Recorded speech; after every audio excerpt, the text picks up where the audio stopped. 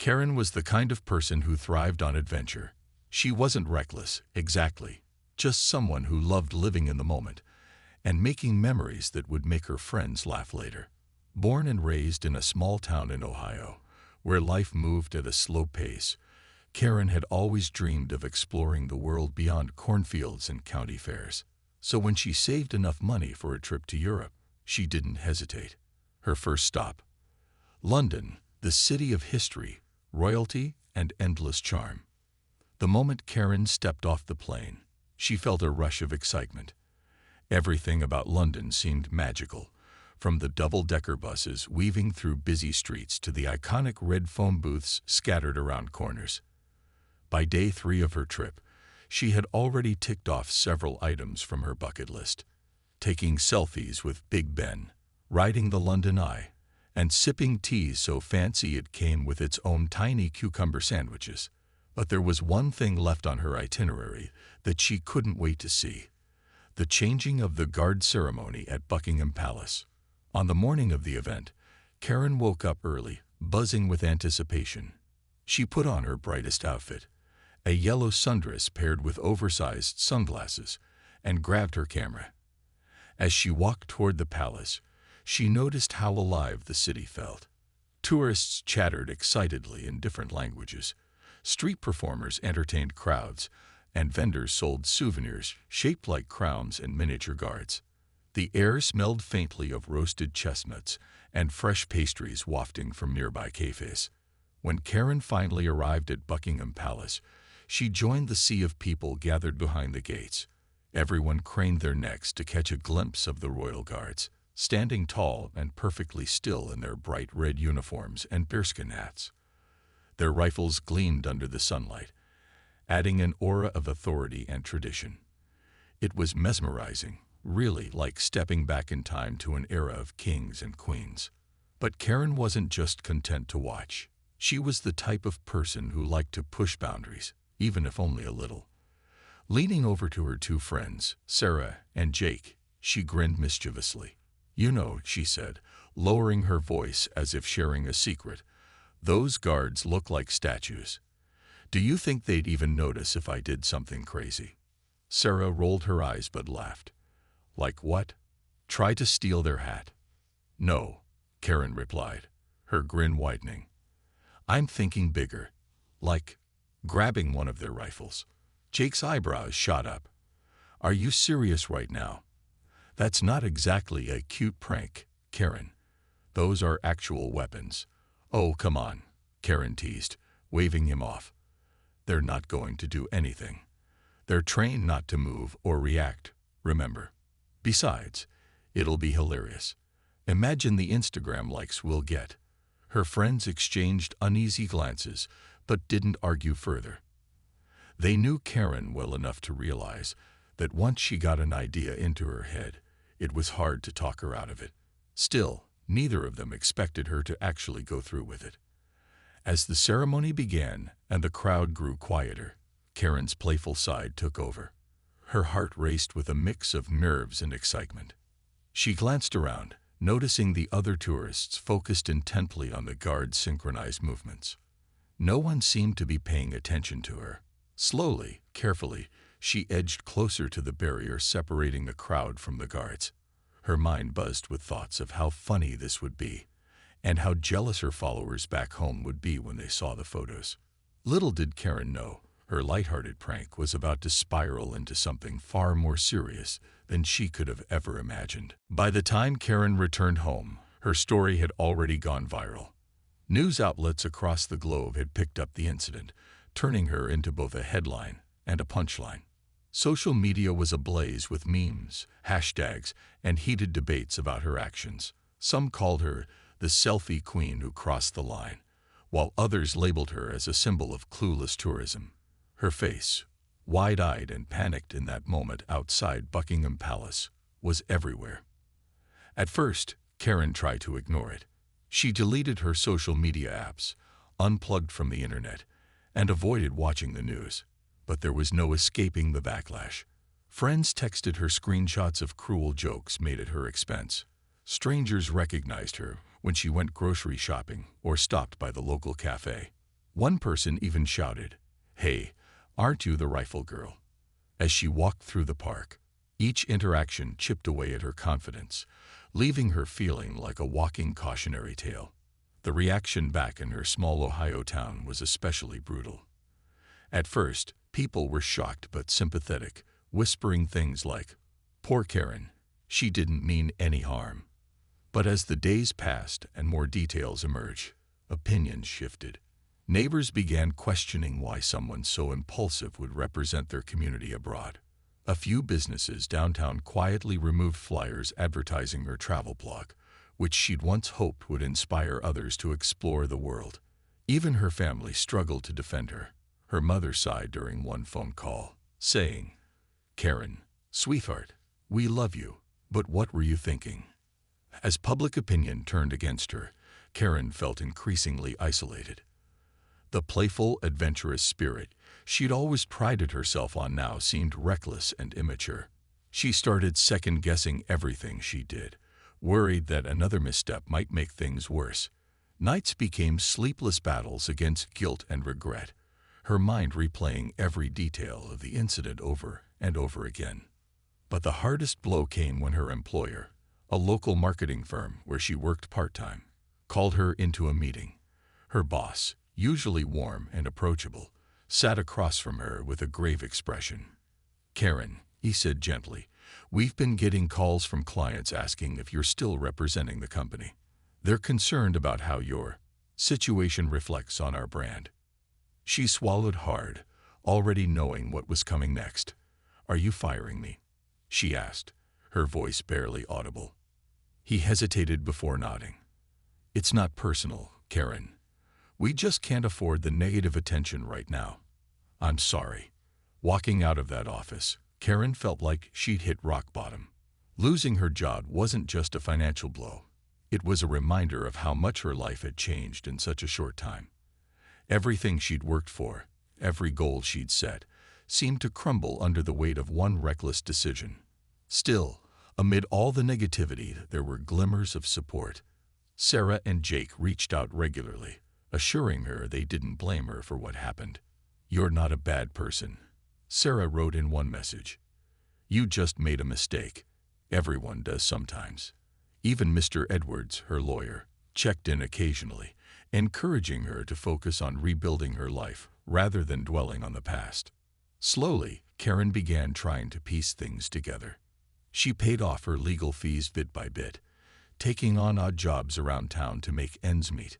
She volunteered at a community center to fulfill her court-ordered community service hours, finding solace in helping others despite her own struggles. And though the road ahead felt long and uncertain, she clung to the hope that someday, somehow, she could turn this painful chapter into something meaningful. For now, though, Karen knew she had a lot of work to do, not just to repair her reputation, but to prove to herself that she was capable of learning from her mistakes. Months had passed since Karen's infamous stunt at Buckingham Palace, but the world hadn't forgotten. Every time she thought life was returning to normal, something would remind her of the incident: a snicker in the grocery store aisle, a mocking meme shared by an acquaintance, or even a late-night talk show host cracking jokes about the tourist who tried to borrow a Royal Guards rifle. It was exhausting, like carrying around a weight she couldn't put down. But what surprised Karen most was how divided people were about her actions. Online forums and comment sections exploded with debates. Some defended her, calling the response excessive and accusing authorities of overreacting. "It was just a dumb prank," one commenter wrote. "She didn't hurt anyone." Others, however, were far less forgiving. "This is why tourists get a bad reputation," another replied. "Disrespecting other cultures for likes. Pathetic." The mixed reactions only added to Karen's confusion. Was she the villain everyone made her out to be? Or was she simply a victim of circumstances spiraling out of control? The uncertainty gnawed at her, making it hard to move forward. One day, while volunteering at the community center as part of her court-mandated service, Karen met a woman named Linda who worked as a travel writer. Linda recognized Karen immediately, but instead of judgment, offered understanding. "I've seen my fair share of cultural misunderstandings," she said during a quiet moment after a group activity. "Sometimes we don't realize how our actions can ripple outward until it's too late." Karen hesitated before responding. Do you think I'll ever be able to fix this?" she asked, her voice barely above a whisper. Linda smiled warmly. "People make mistakes all the time, Karen. What matters is what you do next. You can let this define you, or you can use it to grow." Inspired by Linda's words, Karen decided to take action. She began writing letters of apology, not just to the British authorities, but also to the local businesses and neighbors affected by her behavior. In each letter, she expressed genuine remorse and promised to learn from her experience. To her surprise, some recipients responded positively, thanking her for owning up to her mistakes. Encouraged by these small victories, Karen started working on a project close to her heart, a blog series aimed at educating travelers about cultural sensitivity and responsible tourism. Drawing from her own experience, she shared tips on respecting local customs, understanding legal boundaries, and thinking twice before acting impulsively in unfamiliar settings. At first, she worried no one would read it, but slowly her posts gained traction. Readers appreciated her honesty and vulnerability, and many thanked her for shining a light on an issue often overlooked. As weeks turned into months, Karen noticed subtle changes in herself. She felt less ashamed and more determined to rebuild her life. Though scars remained, they served as reminders of lessons learned rather than failures endured. For the first time since returning home, she allowed herself to dream again.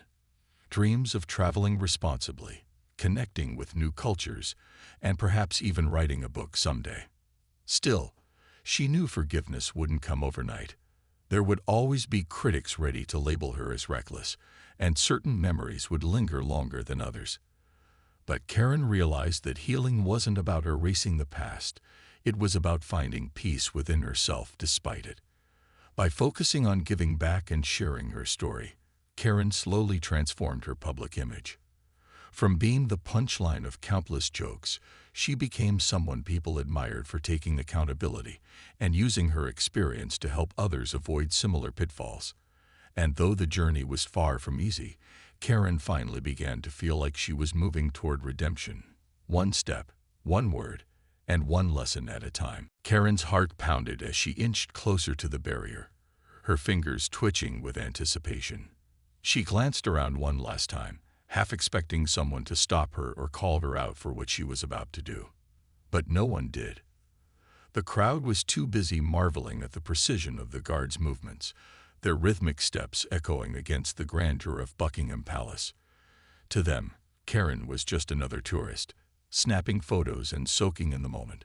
They had no idea what she was planning. Taking a deep breath, Karen reached out, and then froze. For a split second, doubt crept into her mind. Was this really a good idea? What if something went wrong? But before she could second-guess herself, her hand closed around the cold, metallic barrel of the rifle slung across the nearest guard's shoulder. It was heavier than she expected, and the touch sent a jolt through her body, like she'd crossed some invisible line she hadn't fully understood until now. The guard didn't move, not a twitch. His posture remained rigid, his gaze fixed straight ahead, as though nothing had happened. Karen couldn't help but feel a surge of pride mixed with amusement. See, she thought to herself, totally harmless, just like I said. Grinning ear to ear, she hoisted the rifle slightly, pretending to aim it like a soldier. Her friends, Sarah and Jake, gasped audibly behind her. "Karen, put it back," Sarah hissed, her voice trembling with panic. Jake looked around nervously, clearly uneasy about the growing number of eyes turning their way. Some tourists were starting to whisper, while others pulled out their phones, capturing the bizarre scene unfolding before them. Karen, however, was too caught up in the moment to notice. She posed dramatically, striking a mock heroic stance with the rifle held aloft. "Smile," she called out to her friends, nodding toward the camera. But instead of laughing along, they looked horrified. Sarah frantically gestured for her to stop, mouthing the words, This isn't funny anymore. And then everything changed. A sharp voice cut through the air. "Ma'am, step away immediately." Karen's smile faltered as she turned toward the source of the command. Two uniformed officers were rushing toward her, their expressions stern and unyielding. Behind them, more security personnel appeared, moving with purpose. The once cheerful atmosphere dissolved into tension so thick it felt suffocating. People nearby began backing away, unsure of what was happening, but sensing that something was very, very wrong. Karen hesitated, still clutching the rifle. Her brain struggled to process the sudden shift. This wasn't how it was supposed to go. It was just a joke, a silly, harmless prank meant to lighten the mood and earn a few laughs. Why were these officers acting like she'd committed a crime? "Drop the weapon." Another voice barked, louder this time. Karen's grip loosened instinctively, and the rifle clattered to the ground. She raised her hand slowly, her heart racing faster than ever. Her face flushed with embarrassment and fear as she realized the magnitude of what she'd done. The playful grin that had been plastered across her face moments ago vanished completely, replaced by wide-eyed panic. Tourists scrambled to get out of the way as the officers surrounded her, forming a tight circle. Someone shouted, "Is she dangerous?" Another muttered, "Why would anyone do that?" Cameras flashed, capturing every detail of the chaotic scene. Karen felt like the entire world was watching her, judging her, not as the fun-loving traveler she thought she was, but as someone reckless and disrespectful. Her friends tried to intervene, pleading with the officers to let her explain. She didn't mean anything by it. Sarah cried, tears welling up in her eyes. It was just a stupid mistake, but the authorities weren't swayed. One officer firmly escorted Sarah and Jake aside, separating them from Karen as protocol demanded. As Karen stood there, hands raised and knees shaking, she finally understood the gravity of her actions. This wasn't just a harmless prank gone awry. It was a breach of security, a disruption of order, and an insult to the traditions she hadn't taken the time to understand. And now, there was no going back. The moment Karen touched the rifle, an alarm unseen by the public began to sound. Not a loud siren, but a silent signal that rippled through the security network surrounding Buckingham Palace. Every guard, every officer, and every surveillance camera was instantly on high alert. What seemed like a harmless prank to Karen was interpreted as a potential threat by those trained to protect one of the most iconic symbols of British monarchy. Within seconds, armed police officers appeared from seemingly nowhere. They moved with precision, their faces blank masks of professionalism, radiating authority and control. The casual chatter of tourists turned into urgent murmurs, then outright panic as people realized something serious was unfolding right in front of them. Parents grabbed their children's hands, pulling them close. Couples clung to each other, unsure whether to run or stay put. Some brave souls whipped out their phones to record the scene, while others simply froze in shock. Karen stood at the center of it all, her heart pounding so loudly she could barely hear the commands being shouted at her. "Do not move." One officer barked, his voice cutting through the chaos like a knife. Another stepped forward, his hand hovering near the holster of his weapon. "Keep your hands where we can see them," he ordered, his tone leaving no room for argument. For the first time, Karen felt truly afraid. Her earlier confidence had evaporated, replaced by a sinking feeling in the pit of her stomach. She glanced around desperately, searching for some sign of reassurance, but all she saw were stern faces and cold stares. Even her friends, Sarah and Jake, who had tried to defend her moments ago, now looked pale and frightened, standing helplessly off to the side as officers questioned them. Behind the scenes, the situation escalated rapidly. Security teams communicated via radio, coordinating their response to what they initially classified as a code red incident, a possible terrorist threat. Reinforcements poured in, including members of the Metropolitan Police's elite counter-terrorism command. These officers were equipped with advanced gear and trained to handle the worst-case scenarios imaginable. To them, Karen wasn't just a reckless tourist. She was a potential danger, someone who had crossed a line that couldn't be uncrossed. As the area around Buckingham Palace was cordoned off, tourists found themselves trapped between barricades, unable to leave until further notice. Officers instructed everyone to remain calm, but the tension in the air was palpable. People whispered nervously, piecing together fragments of information. "Did you see what happened?" One man asked his companion. "That woman grabbed a guard's gun. Can you believe it?" News outlets picked up on the commotion almost immediately. Reporters stationed nearby rushed to the scene, cameras rolling as they captured footage of the unfolding drama.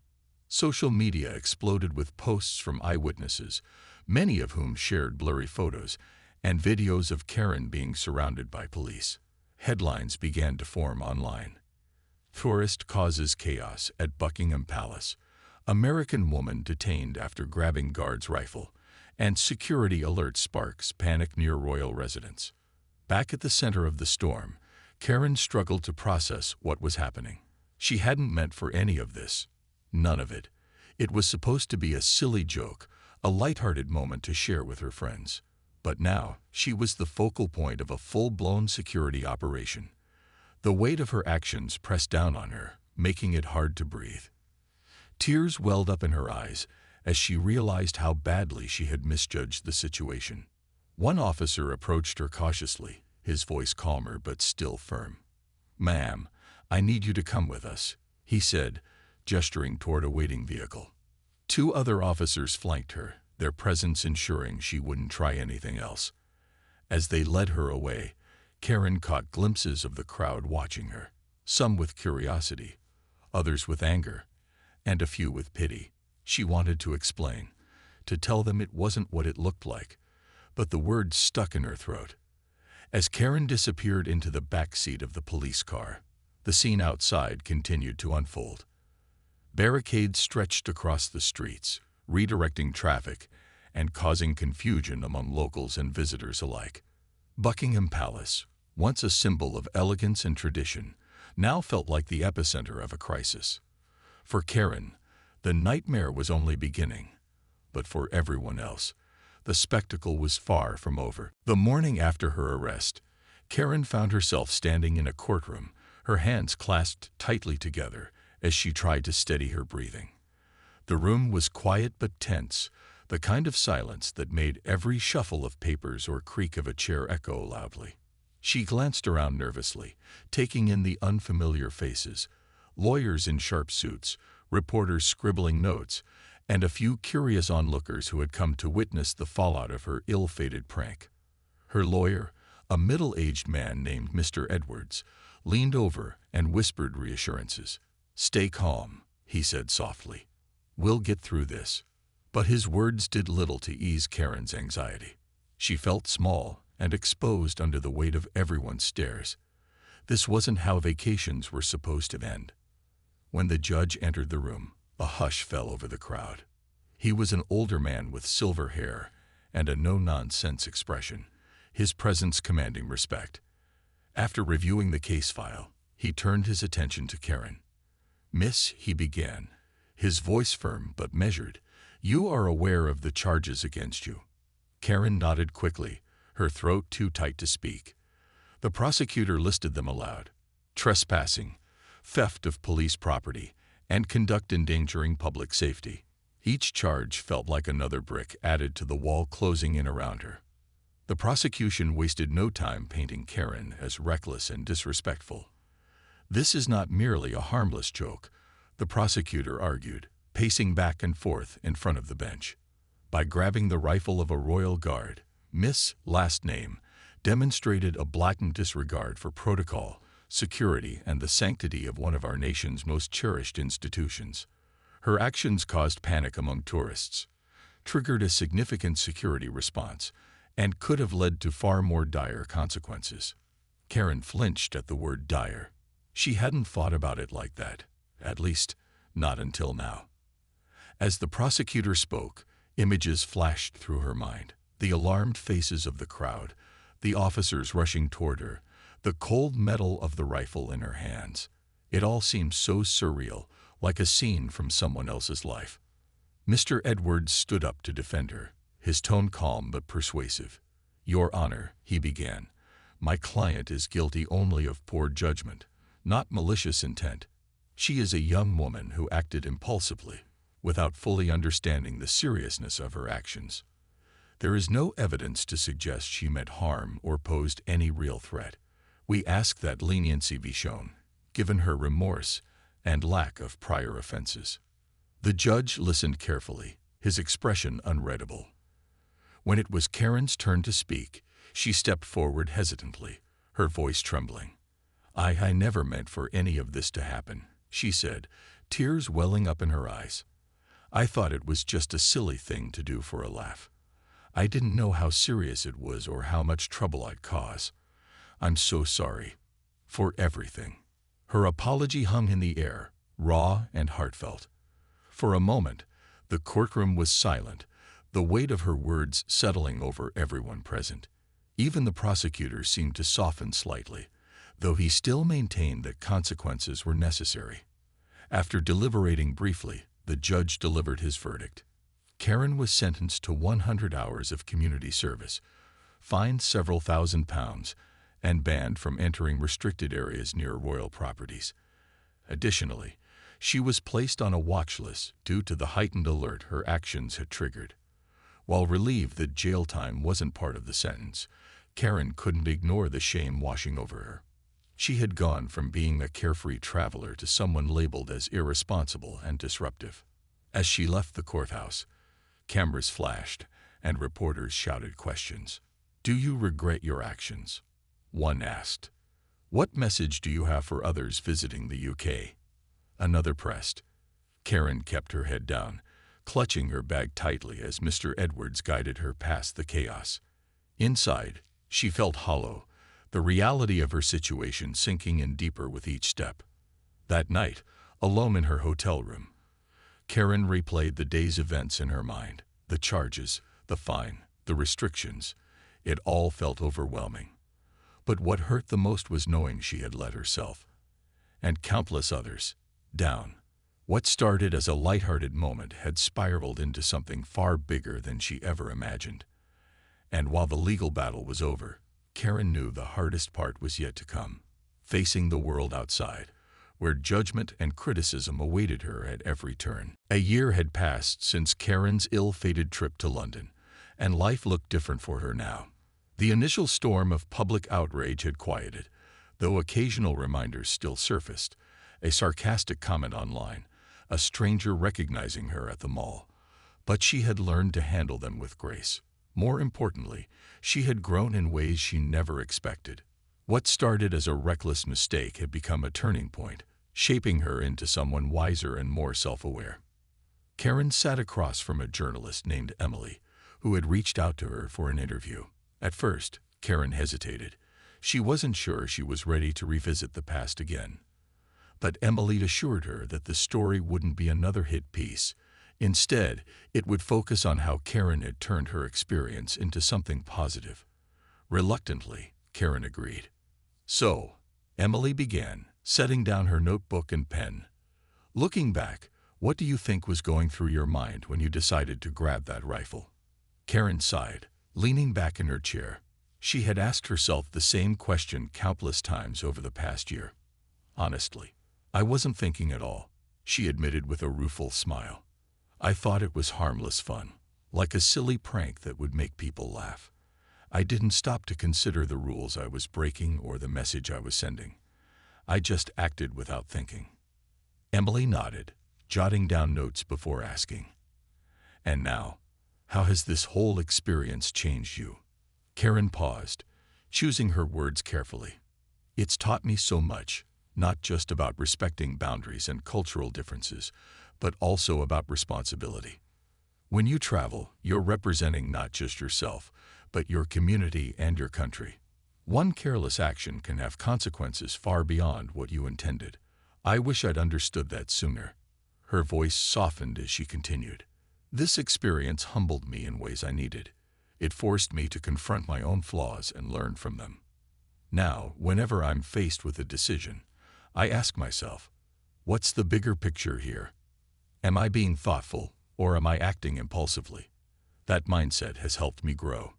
Emily smiled warmly. You've done some incredible work since then, especially with your blog series. Tell me more about why you decided to start writing about responsible tourism. Karen lit up at the mention of her blog. For months, she had poured her energy into creating content that could help others avoid making similar mistakes. I wanted to turn my failure into something meaningful, she explained. So many people travel without fully understanding the impact their actions can have. Whether it's ignoring local customs, disrespecting sacred spaces, or underestimating security protocols, these things matter. My goal is to encourage travelers to approach new places with curiosity and respect, to see themselves as guests rather than spectators. The interview ended on a hopeful note, with Emily thanking Karen for her honesty and vulnerability. When the article was published, it struck a chord with readers. Comments poured in praising Karen's courage and resilience. Many shared their own stories of missteps while traveling and expressed gratitude for her advice. For the first time in a long time, Karen felt proud, not because she had redeemed herself completely, but because she was using her experience to inspire change. That summer, Karen booked a flight to Japan, her first international trip since the incident. This time, she approached everything differently. Before leaving, she spent weeks researching Japanese culture, etiquette, and history. She practiced speaking basic phrases in Japanese and made a conscious effort to immerse herself respectfully in the local way of life. Her friends noticed the shift too. You seem so much more mindful, Sarah remarked during a pre-trip dinner. It's like you're a whole new person. Karen laughed softly. Maybe I am.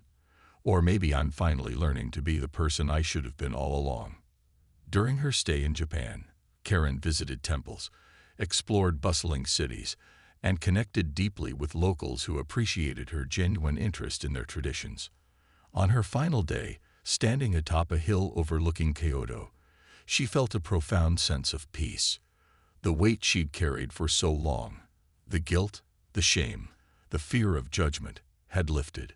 She wasn't perfect, and she knew there would always be room for growth, but she was okay with that. As she boarded the plane home, Karen reflected on how far she'd come.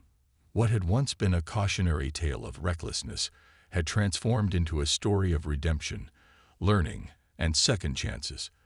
And though she couldn't undo the past, she could shape the future, one thoughtful step at a time. The ride to the police station was a blur for Karen. Sitting in the back seat of the police car, her hands still trembling, she stared out the window at the streets of London whizzing by. What had once seemed like a vibrant, magical city now felt cold and distant, as if the world itself was turning its back on her. Her mind raced with questions. What happens next? Will they arrest me? Am I in real trouble? The officers in the front seat didn't say a word, their silence adding to the weight of the situation. When they arrived at the station, Karen was led inside through a side entrance to avoid drawing more attention. The fluorescent lights buzzed overhead as she was taken to a small, sterile room with bare walls and a single table. It felt like something out of a movie. But this wasn't entertainment, it was her life. An officer instructed her to sit down and wait, his tone firm but not unkind. For the first time since the incident, Karen felt a flicker of hope. Maybe they'd realize it was all a misunderstanding. Maybe she could explain herself and make them understand it was just a dumb mistake. But that hope quickly faded when two detectives entered the room. They introduced themselves as Detective Harris and Detective Patel, their expressions unreadable. One carried a folder, while the other held a digital recorder. Karen, Detective Harris began, placing the recorder on the table. We need to ask you some questions about what happened today. Do you understand? Karen nodded nervously, her throat too dry to speak. Detective Patel slid a glass of water toward her. Take your time, he said, though his calm demeanor did little to ease her anxiety. We just need to get the full picture. The interrogation started off simple enough. They asked her name, where she was from, and why she was visiting London. Karen answered honestly, explaining that she was a tourist enjoying her vacation. But soon, the questions grew sharper. "Why did you grab the guard's rifle?" Detective Harris asked, leaning forward slightly. His gaze locked onto hers, searching for answers. I thought it would be funny," Karen stammered, her voice barely above a whisper. "I didn't mean any harm. I just wanted to take a silly picture." Detective Patel raised an eyebrow. "Funny? You thought it was funny to take a weapon from a member of the Royal Guard?" "It wasn't loaded, right?" Karen blurted out, immediately regretting the words. The detectives exchanged a glance, their expressions darkening. "That's not the point," Detective Harris said firmly. "The rifle is part of the uniform, and touching it is considered a serious breach of protocol. Did you know that?" Karen shook her head, tears welling up in her eyes. "No, I swear I didn't. I didn't think it was such a big deal." Detective Patil opened the folder and pulled out several printed photos. He slid them across the table toward Karen. "Do you recognize these?" he asked. The images were screenshots from her social media accounts, photos of her posing near landmarks, captions filled with jokes about breaking rules, and comments boasting about living life on the edge. Karen's stomach dropped. She hadn't realized how careless she'd been online. To her, those posts were harmless fun, but to the detectives, they painted a troubling picture. "It's not what it looks like," she insisted, her voice cracking. "I'm not trying to cause trouble. I promise." The detectives weren't convinced. They pressed her further, asking if she had any connections to groups or individuals who might want to harm the monarchy. Karen vehemently denied it, insisting she was just an ordinary tourist. "I'm not involved in anything like that," she said, her voice rising in desperation. "I came here to have fun, not to hurt anyone." Despite her pleas, the detectives continued their line of questioning for hours. They reviewed security footage, analyzing every second of Karen's interaction with the guard. Witnesses were brought in, including Sarah and Jake, who confirmed Karen's intentions were innocent, but admitted they hadn't stopped her either. Every detail was scrutinized, every angle explored. By the time the interrogation ended, Karen was emotionally drained. She slumped in her chair, her face pale and tear-streaked. The detectives thanked her for her cooperation, but made it clear the investigation wasn't over. As they left the room, Karen sat alone, staring at the blank walls. For the first time, she truly understood the gravity of her actions. This wasn't just a prank gone wrong. It was a violation of trust, tradition, and security. And no matter how much she wished she could turn back time, the consequences were already spiraling beyond her control.